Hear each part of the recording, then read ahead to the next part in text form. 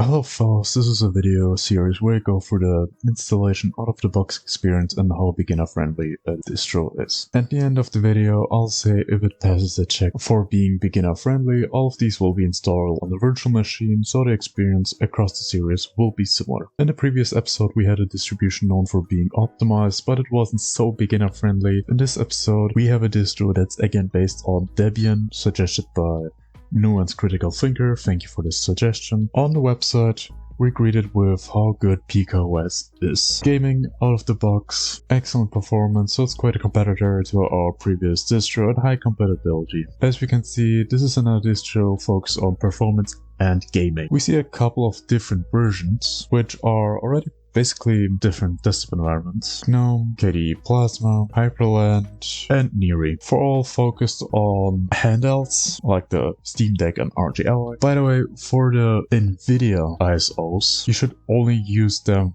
if you have something like an RTX card or GTX 1650 or later, or Neo. Something older like a GTX 1080 Ti should use the regular ISO. This time I chose this environment I haven't tried yet, but have heard good things about the regular ISO of pikaos Neri edition. I almost said the ISO image is the smallest in the series because the Neri version is 2.6 GB, but it's just Neri being lighter. If you look at the KDE Plasma version, it's a full gigabyte bigger than CashOS.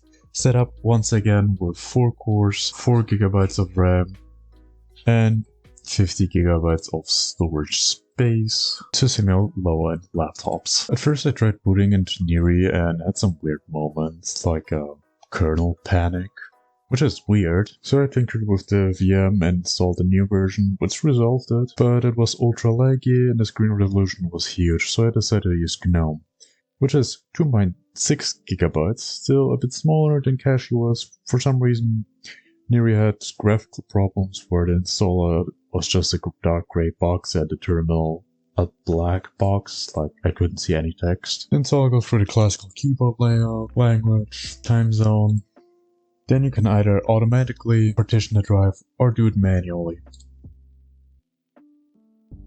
In my first installations, the resolution was for some reason set at 8K, so when it's super zoomed out, you have to go to the settings and lower the resolution.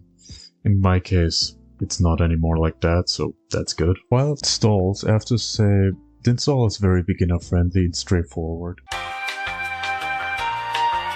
Also, the installation was very quick, the quickest ever. Usually it takes around an hour or more, but this is already done. First thing I did was higher the resolution. We go through the setup, first account creation, then a choice to update the system or skip. I decided to skip to see how everything is out of the box. Now it's scanning for available hardware drivers. After that it asks for multimedia codecs, which is really nice.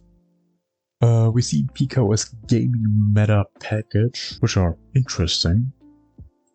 After another reboot, we see the welcome screen with things like updating the system if needed, setting up printer support, opening the driver manager, opening the kernel manager, installing web apps, and apps from the software manager. In the recommended additions, we see different programs and utilities, and one thing I really like is the Microsoft TrueType fonts, plus others like Krita, Blender, OBS, and LibreOffice if needed.